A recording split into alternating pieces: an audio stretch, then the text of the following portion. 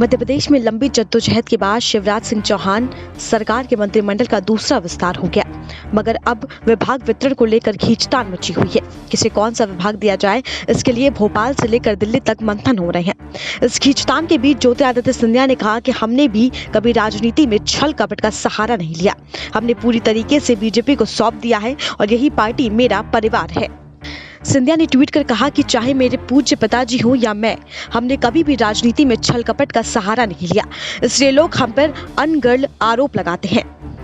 मैंने खुद को पूरे विश्वास के साथ भारतीय जनता पार्टी को सौंप दिया है। अब यही मेरा परिवार है। राज्य में सत्ता बदली है और बीजेपी के हाथ में सत्ता आई है। शिवराज सिंह चौहान ने मुख्यमंत्री पद की शपथ ली है। 3 महीने से अधिक का वक्त गुजरने के बाद मंत्रिमंडल का दूसरा विस्तार हो गया। पहला विस्तार चौहान के मुख्यमंत्री पद की शपथ लेने के 1 माह बात हुआ था।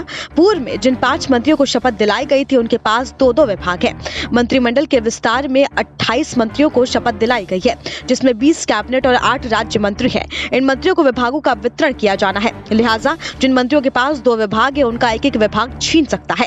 एक तरफ जहां विभाग छीनने की आशंका से परेशान मंत्री अपने राजनीतिक रसूख का इस्तेमाल कर रहे हैं, तो दूसरी ओर नए मंत्री मनचाहा विभाग चाह रहे हैं।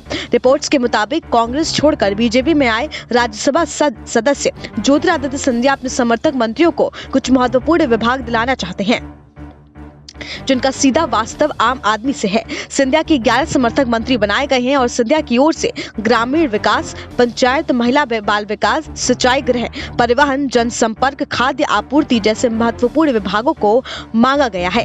ये रिपोर्ट SPN9 न्यूज।